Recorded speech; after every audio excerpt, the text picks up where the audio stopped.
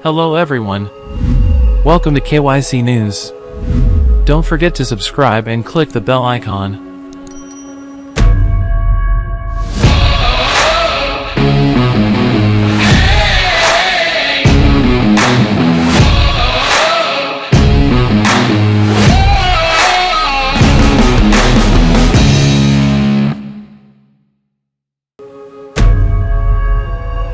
The Central Park. Central Park is a New York City urban park located between Manhattan's Upper West and Upper East Sides. It is the city's fifth largest park, covering 843 acres, 341 hectares. With an estimated 42 million visitors per year as of 2016, it is the most visited urban park in the United States and the most filmed location in the world. It was approved in 1853 to cover 778 acres after proposals for a large park in Manhattan during the 1840s, 315 hectares. With their greensward plan, landscape architects Frederick Law Olmsted and Calvert Vaux won a design competition for the park in 1857. The same year, construction began. Existing structures, including a majority black settlement called Seneca Village, were seized and demolished through eminent domain.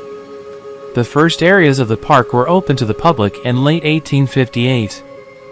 Additional land at Central Park's northern end was purchased in 1859, and the park was completed in 1876. In the 1930s, following a period of decline in the early 20th century, New York City Parks Commissioner Robert Moses launched a program to clean up Central Park. The Central Park Conservancy, founded in 1980 to prevent further deterioration in the late 20th century, began refurbishing many parts of the park in the 1980s. Landscapes such as the Ramble and Lake, Howlett Nature Sanctuary, the Jacqueline Kennedy Onassis Reservoir, and Sheep Meadow are among the main attractions, as are amusement attractions such as Woolman Rink, the Central Park Carousel, and the Central Park Zoo, as well as formal spaces such as the Central Park Mall and Bethesda Terrace, and the Delacorte Theater. Several hundred species of flora and fauna inhabit the biologically diverse ecosystem. Carriage horse and bicycle tours, bicycling, sports facilities, and concerts and events such as Shakespeare in the Park are all available for recreation. Central Park is served by public transportation and is traversed by a network of roads and walkways. Its size and cultural significance make it a model for urban parks around the world. Because of its impact, Central Park was designated a National Historic Landmark in 1963 and a New York City Scenic Landmark in 1974. The New York City Department of Parks and Recreation owns Central Park, but it has been managed by the Central Park Conservancy since 1998 under a public-private partnership contract with the municipal government. The Conservancy, a non-profit organization, raises the annual operating budget for Central Park and is in charge of all basic park maintenance.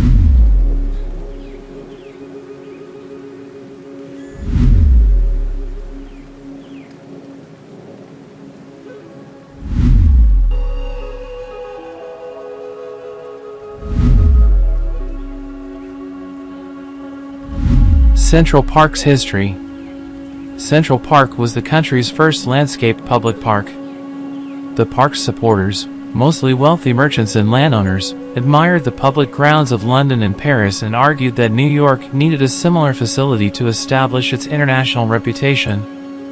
A public park, they argued, would provide an attractive setting for carriage rides for their own families while also providing a healthy alternative to the saloon for working-class New Yorkers. After 3 years of debate over the park's location and costs, the state legislature authorized the city of New York to use eminent domain to acquire more than 700 acres of land in Manhattan Center in 1853.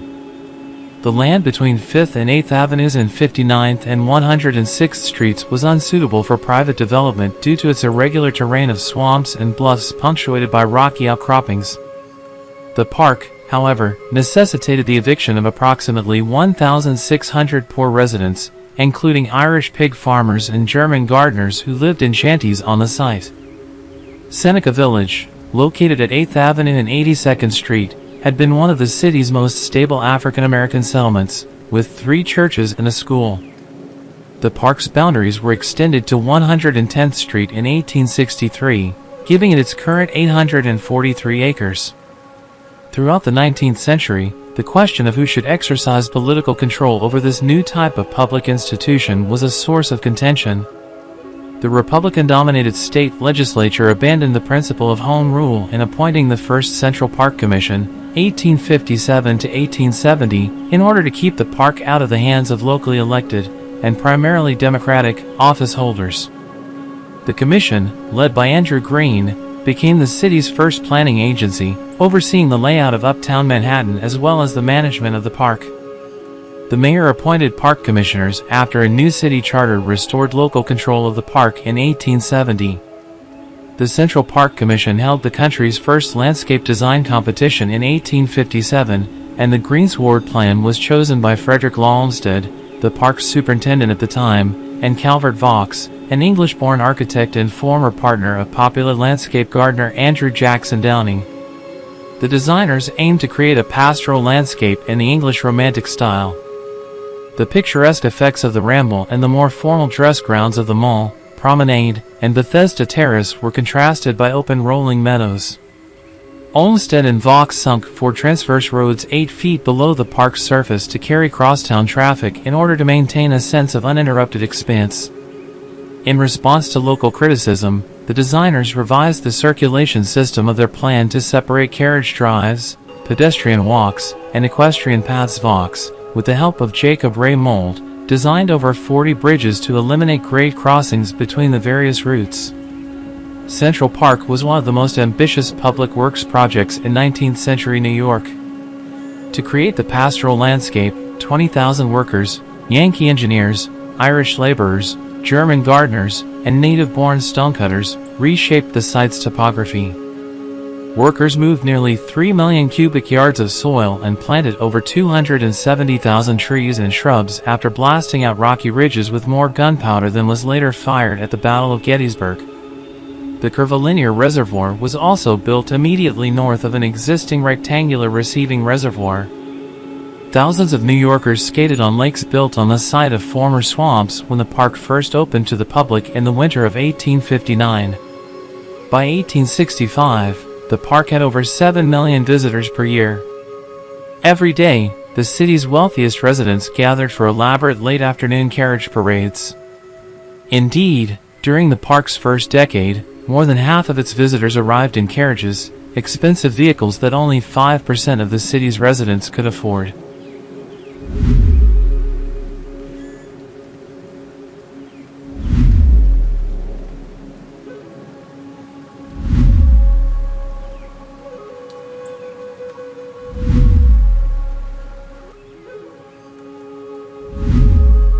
On Saturday afternoons, middle-class New Yorkers flocked to the park for winter skating and summer concerts. Many German and Irish New Yorkers were discouraged from visiting the park in its first decade due to strict rules governing park use, such as a ban on group picnics. Small businessmen were not permitted to use their commercial wagons for family drives in the park, and only schoolboys with a note from their principal were permitted to play ball on the meadows. However, New Yorkers repeatedly challenged these rules, and in the last third of the century, the park was opened up to more democratic use. Working-class New Yorkers successfully campaigned for concerts on Sunday, their only day off, in the 1880s. Other attractions were gradually permitted by park commissioners, ranging from the carousel and goat rides to tennis on the lawns and bicycling on the drives. The zoo, which was given permanent quarters in 1871, quickly became the most popular feature of the park. With the emergence of immigrant neighborhoods on the park's borders in the early 20th century, attendance reached an all-time high. Progressive reformers joined many working-class New Yorkers in advocating for the establishment of active recreation facilities. August Heckscher donated the first equipped playground, which is located on the southeastern meadow, in 1927.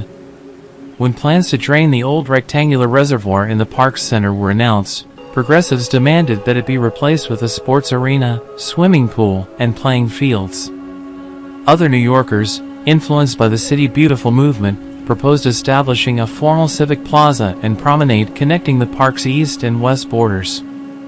However, landscape architects and preservationists lobbied against these design innovations, and the reservoir site was naturalistically landscaped into the Great Lawn. Such debates over greensward plan modifications and proper uses of a public park have continued to the present.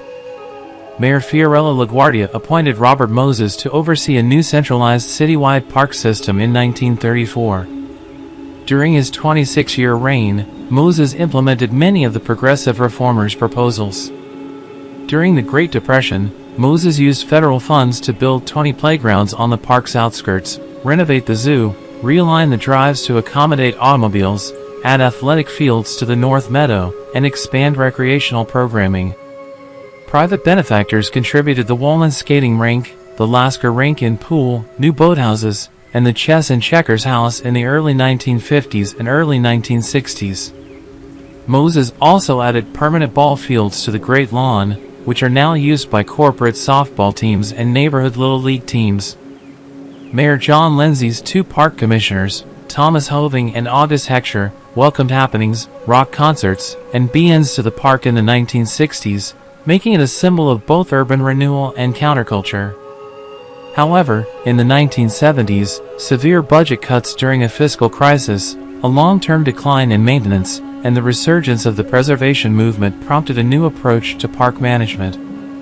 The Central Park Conservancy, a private fundraising organization, took over the restoration of greensward plan features such as the Sheep Meadow, the Bethesda Terrace, and the Belvedere Castle in 1980. Designed by Vaux and Mold, Elizabeth Barlow Rogers led the Central Park Conservancy from 1980 to 1996, while also serving as the Central Park Administrator. Karen Putnam took over the dual private and public roles in 1996.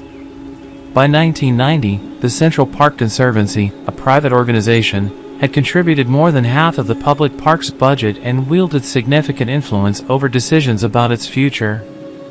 However, the public that uses Central Park continues to shape it, from joggers, disco roller skaters, and softball leagues to bird watchers and nature lovers.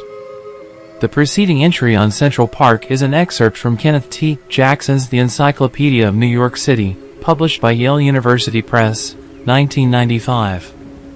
It is reprinted with the author's permission, Elizabeth Blackmar and Roy Rosenzweig. They are also the authors of The Park and the People, A History of Central Park, which was published in 1992 by Cornell University Press and is now available in paperback. The Park and the People won several awards, including the Historic Preservation Book Award and the Urban History Association Prize for Best North American Urban History Book.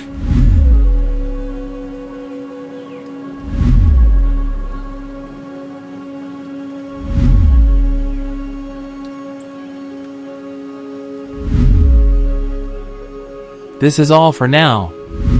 Thank you for being with us.